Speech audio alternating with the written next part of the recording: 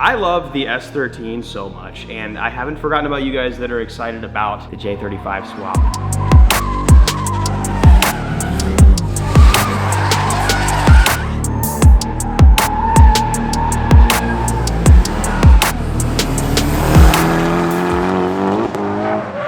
Oh boy, the engine's here.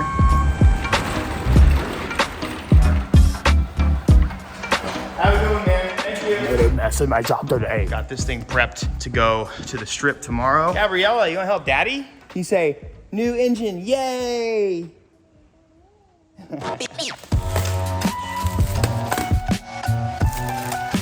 Sweet. So this is not actually the same motor that's in there. This is a J35. So this over here is a J32, which is essentially the same thing, just de-stroked, 3.2 liter. Obviously 3.5 liter. I don't actually know if the block is any different. I want to say they probably use just different cranks. I'm not gonna start making stuff up and lying to you guys, but J35 A4. I did a lot of research, and these A4s from the Odysseys typically handle boost pretty well.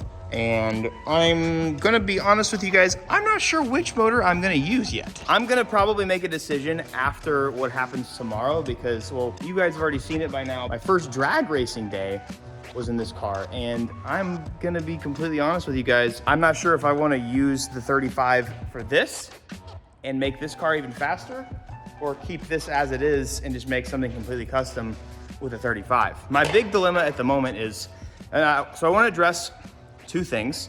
I know that Boosted Boys has done the J series. The main problem that I've talked to Kyle about is obviously the steering rack location. The steering rack and where the starter has to go creates some issues. Now, something that makes me think that potentially I'll get away with it is I already have a steering rack relocation because this is a purpose-built drift car. The way that his is, I'm not exactly sure. It might be moved way up, it might not. But there's a ton of room back there, guys. And if I'm gonna be making my own custom engine mounts and such, and also the S14 and S13 have different front ends.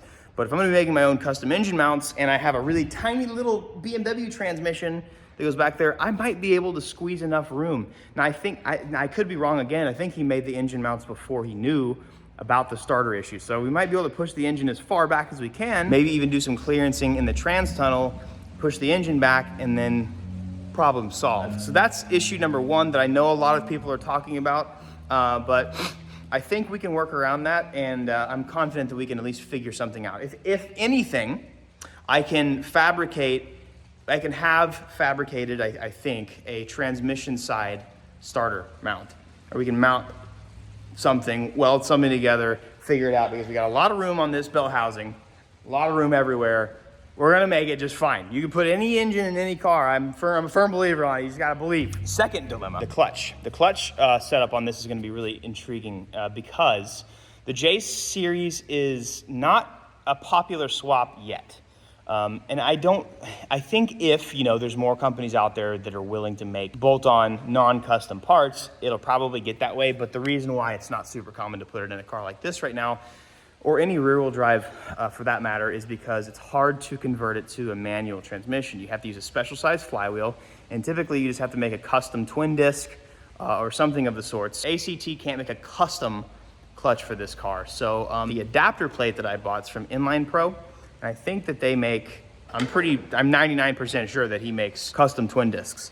And if we do that, then it's gonna be really expensive, but at least he knows exactly the measurements and all that kind of stuff. So those are the only two things that are going to be really problematic, not even problematic, but more custom about the build. Really, it should be fairly simple. Bolt something up to the motor, make some motor mounts. I honestly, I might just bolt the ZF onto this thing off rip and just test it out before I do anything and just see where everything sits. Because if I can take the starter, which is most likely gonna go down here, put it there, and then make the oil pan far enough back. I will say, worst case, if we just end up not being able to make this swap feasible for a drift car, because you do have to have pretty specific front end geometry to make a drift car happen, I can just use this as a spare, or I can build the Civic and then we'll do something else with the car. But I'm at least going to do my best to try. There's a bunch of K-series to ZF, so not gonna be a waste of a trans, not gonna be a waste of any of that. And I have 2 sleeved K-blocks, so we can put a big turbo K-series in this thing, worst case scenario. Big question is, why, Evan, a J-series? Obviously, like, displacement is cool, especially for a drift car. I would prefer torque over just big turbo and horsepower. Makes cool sounds and it is fun, but at the end of the day, it's nice when a car has a functional amount of torque. This engine is neat because it's very simple. And the Honda guys have figured this out, but not a lot of the rest of the automotive community has, and that's okay because we love gatekeeping. We love to gatekeep, right? It's super easy to build a turbo kit for these things because the headers, that's a stock header right there. All you gotta do is weld a little 90 degree over there and a little 90 degree back here, run it up and conjoin them right here to a T3 or T4 of your choice, and boom, you have a turbo kit.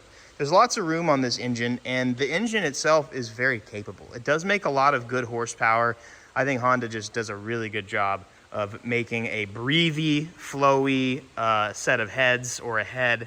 I think that's why Honda's honestly makes such good. I mean, their engineering's amazing, but this engine, especially for the size, makes great power. So even without boost, but with boost, it's awesome. This thing is on like 10, 15 pounds. Like, we are literally just at wastegate at the moment, and the thing makes 550, and it makes 550 torque as well. So it breathes, it's happy, it's a good engine setup, and I really want to do whatever I can to get that in that. Worst case, may have to do a custom oil pan, but we're not going that far yet. Might have to move the motor back. Gonna have to do a little bit of research. We'll get the engine in and see where it sits. I'm gonna go ahead and stop talking. Let's get the adapter that I have, put the adapter on, put the transmission on the adapter, and just see how everything measures up and lines up, because I'll know if it'll fit without modification if I just get it all put together right here on the stand.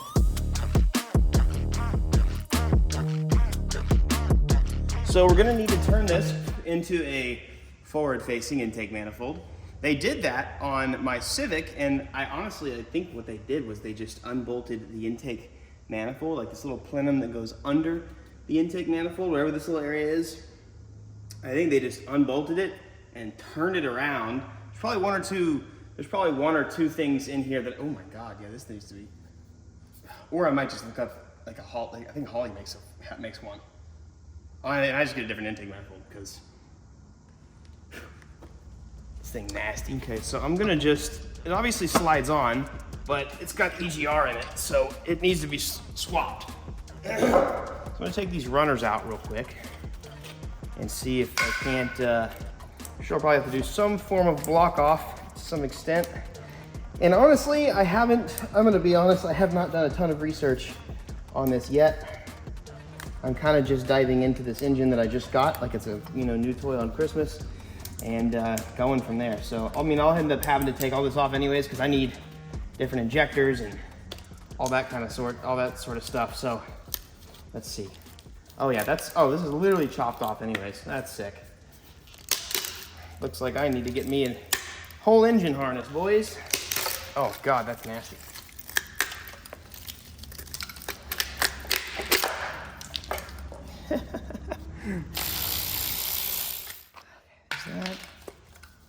And I don't know what that plug is for, and it just freaking broke. Oh, is that EGR? That's something down there. Might be a knock sensor. We don't use those. And take this off. Oh, here we go. Oh, okay, so yeah, EGR's back there, so I'm assuming I'm just gonna have to block it off. Yucky! Oh, those O-rings are all bad. Oh man. Oh yeah, I think that what I pulled out earlier is a knock sensor. Sounds about right.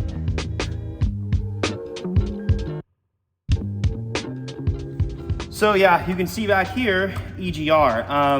I'm sure there's probably a block off. All I gotta do is, there's a dowel pin there, goes right on, so there's dowel on both sides. Interesting.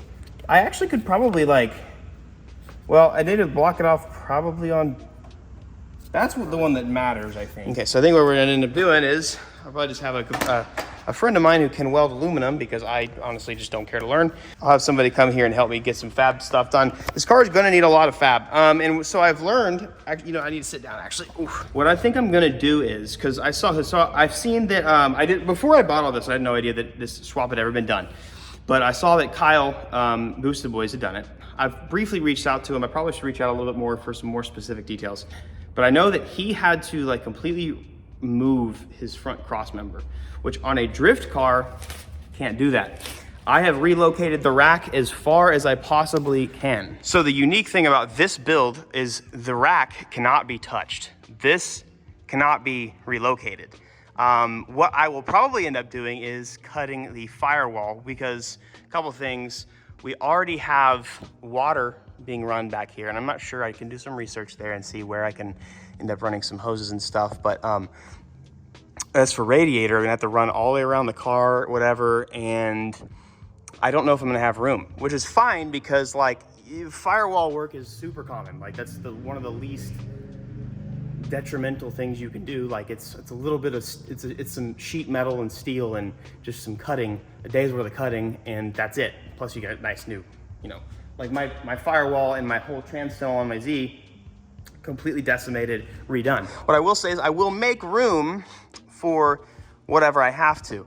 The problem is going to be the space that I have here.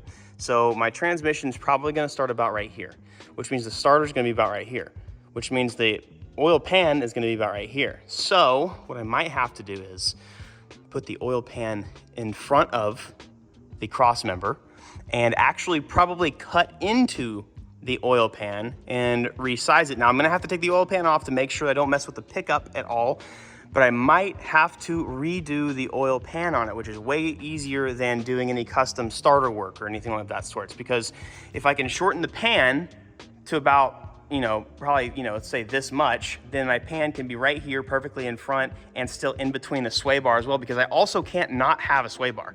So whatever amount of pan I have has to go in between this. Actually, I'll just go ahead and measure it now. So boom, boom, I'll measure that, cut out what I need to, and then hopefully the starter will fit in between here and the transmission. So starter will have to be like right here.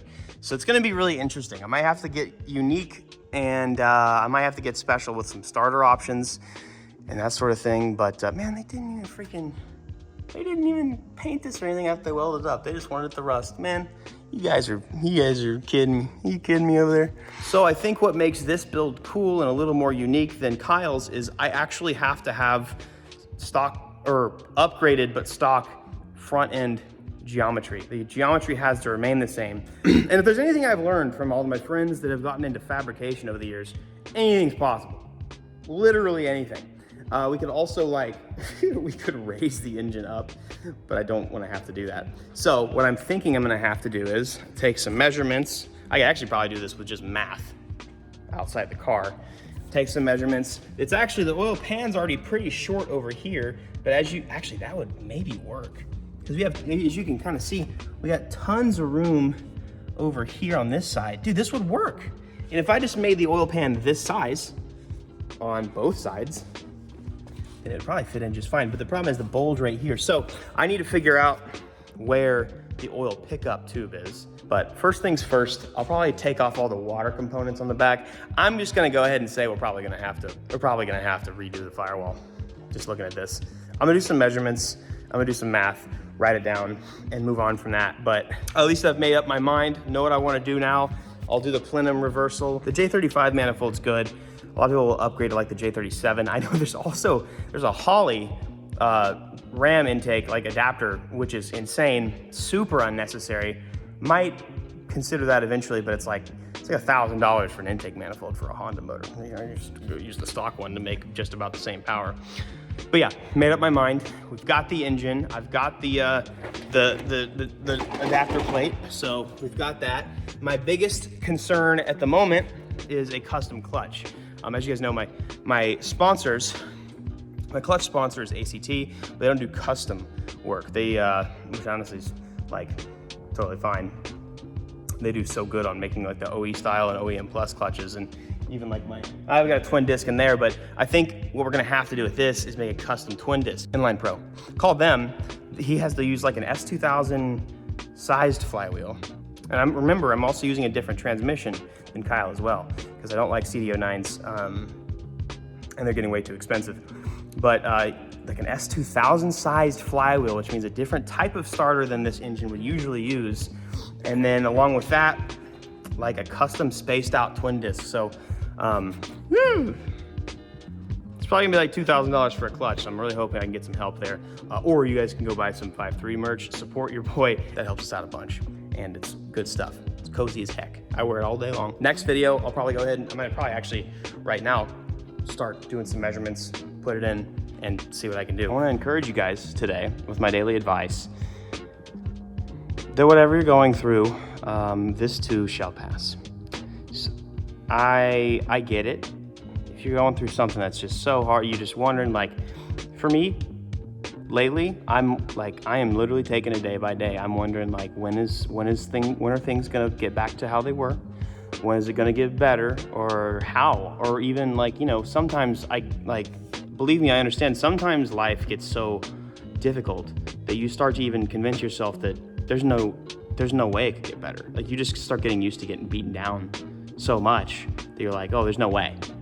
But, you know, I'm here to tell you guys today that I don't know when, I can't tell you when, but this too shall pass. It will. You'll get through it. And something I said a long time ago that I still, you know, I think is a really good quote that I made up was, just because you can't see over the horizon doesn't mean there's not something amazing waiting for you. Patience is hard. I get it. Believe me, I get it. Just hold fast, stay headstrong, and whatever, you know, just be patient, because this too shall pass. But I love you guys, and I will talk to you guys next video. I'll see you guys next video. Peace.